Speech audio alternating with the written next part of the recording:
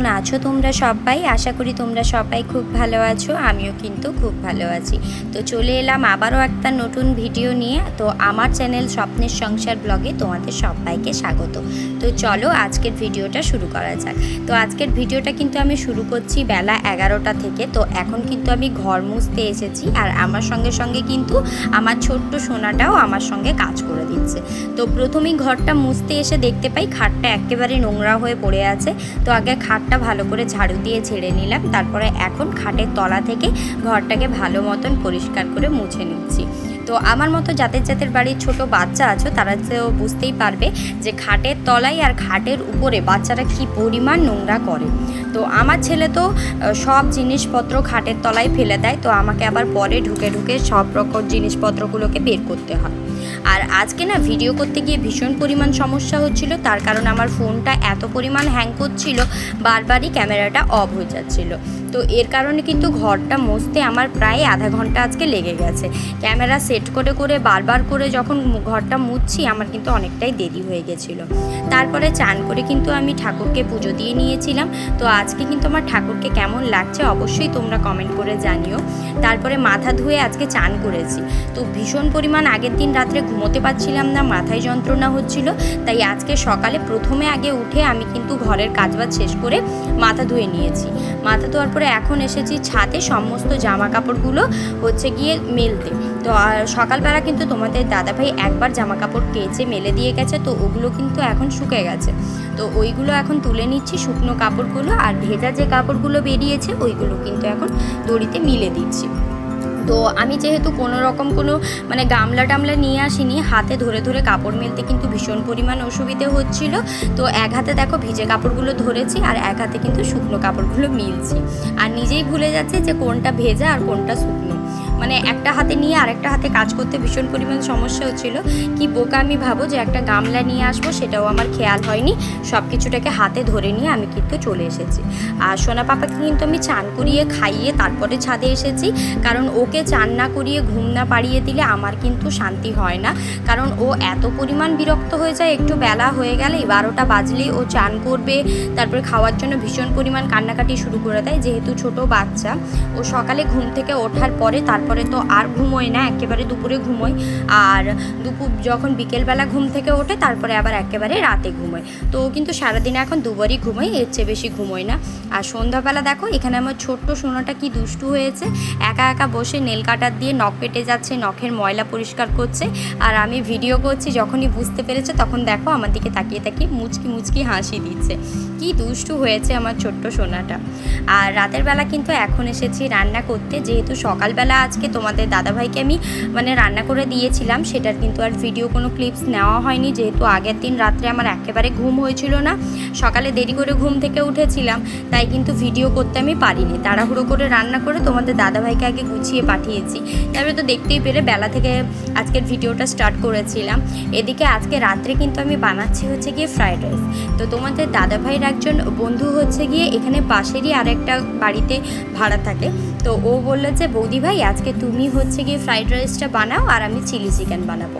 তো তোমাদের দাদাভাই যেহেতু চিলি চিকেন খায় না, তাই ওর জন্য একটুখানি প্লেন চিকেন বানিয়ে দেবো, আর কষা চিকেন বানিয়ে দেবো। আর আমার জন্য তোমাদের দাদাভাইয়ের বন্ধু হচ্ছে গিয়ে চিলি চিকেন বানাবে। আর ফ্রাইড রাইসটা আমি সবার জন্যই বানাচ্ছি।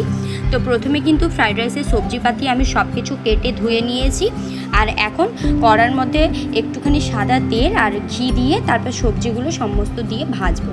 তো এখানে না আরও একটা সবজি আমি হচ্ছে গিয়ে দিতে ভুলে গেছি, ফ্রিজে ছিল, কিন্তু তোমাদের সোনা পাপা আজকে সন্ধ্যে থেকে আমাকে এত পরিমাণ বিরক্ত হচ্ছে, কি দুষ্টুমি করছে আজকে তোমরা ভাবতেই পারবে না। কোনো কাজ করতে দিচ্ছে না, ভীষণ পরিমাণ দুষ্টুমি করছে। আর তোমাদের দাদাভাইকে যে সকালে আমি টিফিন দিয়েছিলাম, একটাও টিফিন করতে ও ধুয়ে নিয়ে আসেনি। তো সমস্তটা কিন্তু আমাকে এনে দিল, বললো যে তুমি এগুলো ধোও। আর এদিকে কিন্তু আমি রান্নাও করছি, এদিকে কিন্তু সোনা পাপার সঙ্গে বকবকও করছি। ও বলছে ওর সঙ্গে খেলতে, আর যখনই খেলবো না বলছি তখনই হয় কান্নাকাটি করছে, না হলে বদমাইশি করছে, জিনিসপত্র ছড়াচ্ছে, এইসব করছে। আর এদিকে কিন্তু তোমাদের দাদাভাই হচ্ছে গিয়ে আজকে মধু নিয়ে এসেছিলো, এটা কিন্তু একদম অরিজিনাল মধু। তো মধুটা নিয়ে এসেছিলো, তো মধুটা আমাকে বললো রেখে দিতে। তো এখানে কিন্তু সোনা পাপা এত বিরক্ত করাচ্ছে, একটুখানি বকা দিলাম, বকা দিতে ওর পাপার কাছে গেল। আর এখানে কিন্তু আমি হচ্ছে গিয়ে সবজিগুলো ভাজতে বসিয়ে দিয়ে চালটা হচ্ছে গিয়ে এখন মেপে নেব। তো চালটা মাপার পরে চালটা ধুয়ে হচ্ছে গিয়ে ভাত বসিয়ে দেব। ভাত বসানো হলেই কিন্তু ফ্রাইড রাইসটা আমি ভাজবো। আর এখানে তোমাদের দাদাভাই, সোনা পাপা আর আমাদের ঘরে যে পুষি আছে, পুষি দুজনকে নিয়েই খেলা শুরু করেছে। আর আমাদের ঘরে যে ছোট্ট বিড়ালটা আছে না, ও কিন্তু সোনা পাপার সঙ্গে খেলতে ভীষণ ভালোবাসে। আর সোনা পাপা তো শুধু ভয় পায়, আর ওকে দেখিয়ে দেখিয়ে খাবার খাবে, ওর সামনে দিয়ে ছুটে বেড়াবে, আর ও ভাবে সোনা পাপার সঙ্গে খেলা করছে। তো তাই দুজনকে একটুখানি লক্ষ্যতে রাখতে হয়, যেহেতু ও তো আর বুঝতে পারবে না। ও যদি কখনো সোনা পাপাকে আঁচড় দিয়ে দেয়, তাই ভয়ও করে বেশ। তাই ওদের দুজন যখনই একসঙ্গে থাকে, ওকে কিন্তু আমি লক্ষ্য রাখতে বলি তোমাদের দাদাভাইকে। আর এদিকে দেখো আমি কিন্তু চালটা মেপে নিয়েছি। আর সোনা পাপা বারবার করে এসে আমাকে ডাকছে, কিন্তু আমি বলছি দাঁড়াও বাবা, আমি রান্নাটা শেষ করি, তারপরে তোমার সঙ্গে খেলবো। কিন্তু একেবারে একদম মানতেই চাইছে না। তো ভাবছি আগে ভাতটা বসিয়ে দিয়ে ওকে একটুখানি নিয়ে বসবো, তারপরে হচ্ছে কি আবার বাকি সমস্ত রান্নাবান্নাগুলো করবো। তো চলো আগে চালটা মেপে নিই।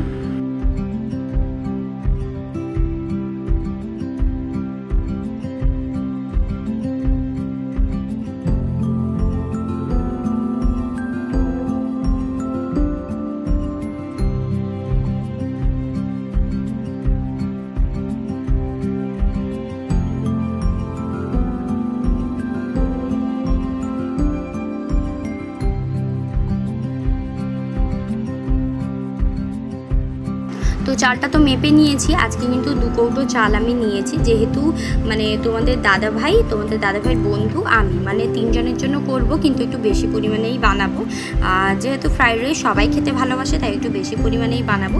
তো চালটা এখন ভালো মতন করে নোংরা জলটা আমি ভালো করে ধুয়ে বার করে দিচ্ছি।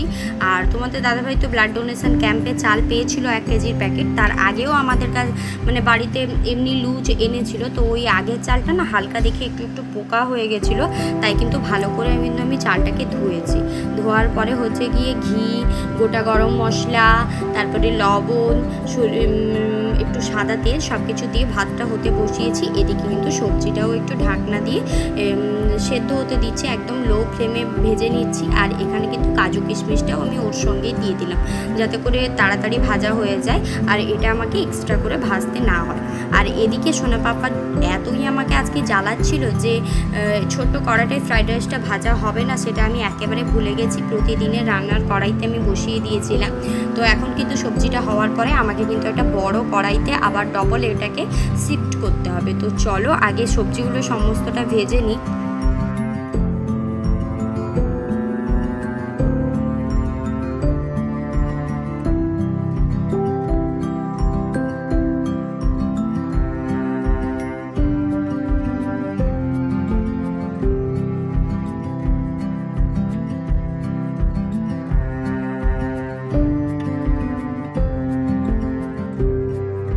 সবজি ভাজা হওয়ার পরে ভাতটাও কিন্তু আমি মানে গড়িয়ে নিয়েছিলাম। তারপরে এই যে দেখো বড় আমার যে ফ্রাইং কড়াইটা ছিল ওটা বের করেছি। বের করার পরে এর মধ্যে কিন্তু প্রথমেই আমি একটুখানি ঘি দিয়ে নিচ্ছি। ঘি দেওয়ার পরে মানে হাঁড়িতে যে ভাতটা মানে গড়িয়ে রেখেছি ওই ভাতটা কিন্তু এই ঘির মধ্যে দিয়ে দেবো। তারপরে ভাজা সবজি, কাজু, কিশমিশ সব কিছু দিয়ে একসঙ্গে কিন্তু আমি মিশিয়ে নেব। অনেকে কিন্তু সব কিছু বানিয়ে নেয়, তারপরে আলাদা পাত্রতে হাত দিয়ে মিশিয়ে নেয় সব কিছুটা, কিন্তু আমার আবার ওরকমভাবে বিরিয়ানি মানে ফ্রাইড রাইস একেবারে ভালো লাগে না। তাই কিন্তু আমি কড়াতেই লো ফ্লেম করে ভেজে ভেজে সমস্তটা মিশাই, তাইতেই কিন্তু আমার কিন্তু ভালো লাগে। তো তোমরাও এভাবে অবশ্যই করে দেখো, এভাবে কিন্তু ফ্রাইড রাইসের স্বাদটা কিন্তু দ্বিগুণ হয়ে যায়। তো দেখতেই পাচ্ছ ঘি দেওয়ার পরে আমি কিন্তু পুরো ভাতটা হচ্ছে গিয়ে কড়াইতে ঢেলে নিচ্ছি। আর যে সবজি আর কাজু কিশমিশ ভেজে রেখেছি সেটাও কিন্তু এর মধ্যে অ্যাড করে দেবো। তো অ্যাড করার পরে কিন্তু আমি সুন্দর করে সব কিছুটা ভালো মতন করে একসঙ্গে মিশিয়ে নেব। মিশিয়ে নেওয়ার পরে স্বাদ মতো লবণ আর চিনি দিয়ে নামিয়ে নিলেই কিন্তু আমাদের টেস্টি ফ্রাইড রাইস রেডি হয়ে যাবে। তো এখানে ভাত সবজি দুটোই কিন্তু আমি দিয়ে নিয়েছি। এখন এটাকে সুন্দর মতো করে মিশিয়ে নেওয়ার পালা। তো প্রথমেই হচ্ছে গিয়ে আমি সাঁড়াশিটা দিয়ে ধরেছিলাম, কিন্তু দেখছি ভীষণ পরিমাণ স্লিপ খাচ্ছে, তাই হচ্ছে গিয়ে হাত দিয়েই ধরেছি শক্ত করে। দিয়ে কিন্তু মিশিয়ে নিচ্ছি ভাতটা। তো বেশ অনেকটা চালের করেছি, তাই কিন্তু নাড়াতে একটু কষ্ট হচ্ছিল। আর আমি যেহেতু অল্প মানে দুজনের জন্যই সব দিন রান্না করি, বেশি কারোর জন্য তো কখনো রান্না করা হয় না, তো একটু সমস্যা হচ্ছিল, কিন্তু তবুও আমি করে নিয়েছিলাম। তো চলো এখন ফ্রাইড রাইসটা ভালো মতন করে মিশিয়ে নেওয়া যাক।